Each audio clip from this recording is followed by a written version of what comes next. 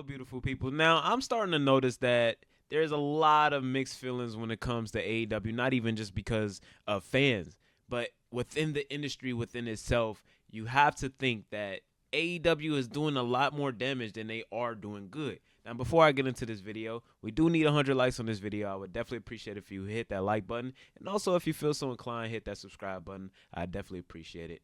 Hit those buttons for your boy. I would definitely appreciate it. Now, the reason I'm saying that is because when you think about the fact that AEW was built upon indie guys making a second stream or second mainstream wrestling company to compete with the big dogs, and that was really the mission. Has the mission changed? Yeah, of course. And I think the reason I'm saying that they've done more damage than they've done good to the wrestling business is because when you think about New Japan Pro Wrestling and the position they're in, and just even think about the last pay-per-view we just had, for example, when it comes to New Japan Pro Wrestling, Forbidden Door used to be New Japan Pro Wrestling and AEW. Now it's New Japan Pro Wrestling, CMLL, and AEW. And it's not because CMLL is on a rise or anything like that. No, it's because NJPW no longer has the star power and the star talent to compete or even measure up with AEW because AEW has took all their talent.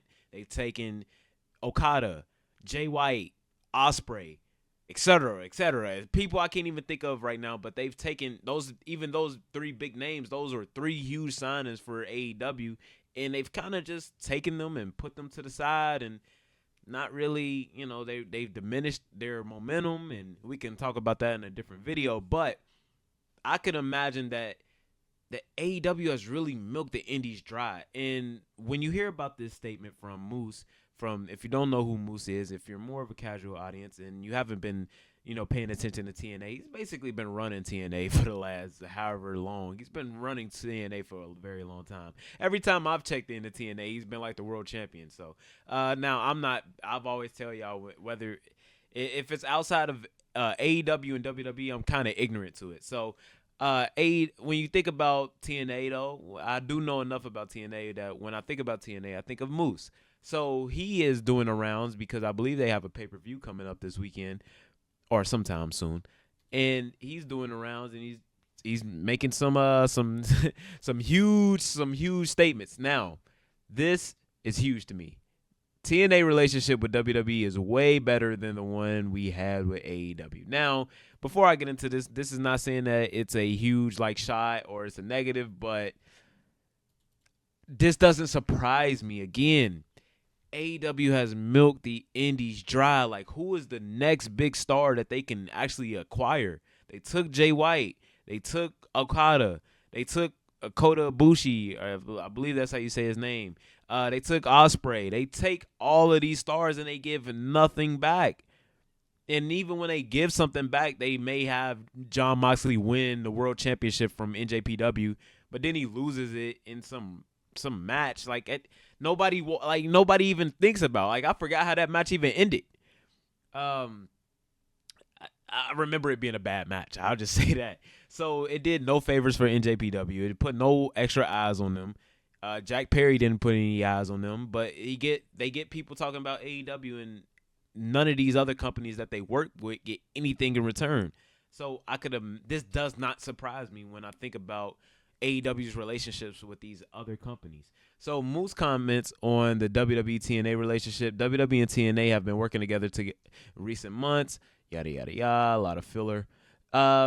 He says, "I think this is the best relationship that TNA's ever had." Moose told Alistar, but way better than the one we had with AEW. Better than that was done with AAA and any other company. I think this relationship with WWE, both companies can respect each other and are doing great by each other. There's not one company that is being selfish. Both companies are doing great. So I think this is how a relationship is meant to be in pro wrestling, and TNA and WWE is doing the best of job at it. Now, he didn't necessarily say why he believes that with AEW or what kind of fell short with AEW, but we can imagine. Again, it's what do they get out of it?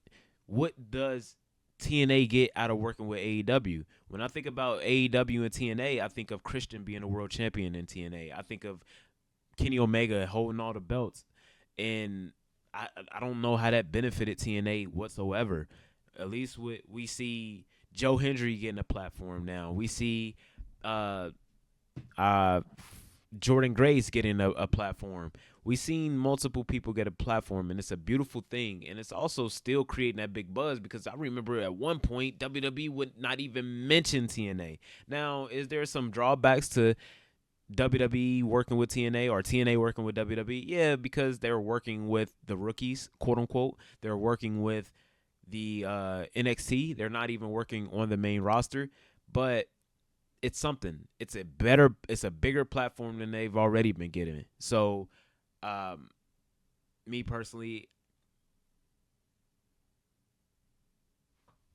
what the fuck is this?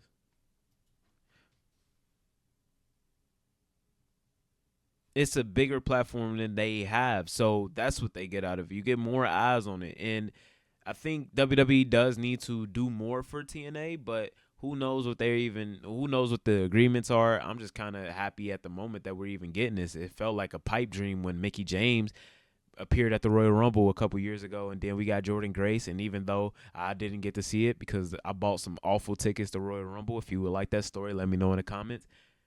But it's these moments are still amazing, and I love to see Joe Hendry getting this platform. I love to see it. Joe Hendry was my guy before he even joined WWE, or before he started working in NXT. But yeah, I love to see it. I love to see it in AEW. I think AEW and WWE both needs to reassess how they give back to the companies that they work with. I mean, even with I guess with AJ Styles working in that wherever I'm not even sure what promotion it is, but he's been working with a promotion, and I guess you could make that argument. But in terms of TNA, I'm not sure. Other than getting the bigger platform, and which is incredible for them, how else do they benefit from it? Do they get WWE stars appearing on their show? Not from what I've seen. Not from what I've seen. I would like to see some more WWE stars appear on TNA Impact. That would be amazing for TNA Impact. But if he is the locker room leader that I think he is, and he's speaking for the entire locker room, who am I to judge? Who am I to judge? So that's great for them. I hope he keeps it up. Like I hope it remains a positive for TNA, and it just doesn't become what New Japan Pro Wrestling is for AEW. It's just a feeder for NXT to just take all their talent and keep it pushing. So y'all let me know what y'all think about it in the comments. Are you a TNA fan? Or were you watching TNA when I was watching TNA? I was watching TNA from about 2010 to about, let's say, 2014. I don't think I touched it in 2015. I think at the latest 2014. So were y'all a TNA fan like I was? I'm like AJ Styles, Kurt Angle, Hulk Hogan. I like the Aces and Eights. Aces and Eights is one of my favorite wrestling storylines. So y'all let me know what y'all think about it in the comments. And what are you looking forward to more cross company promotions? And who from TNA would you like to see in WWE? And who from WWE would you like to see in TNA?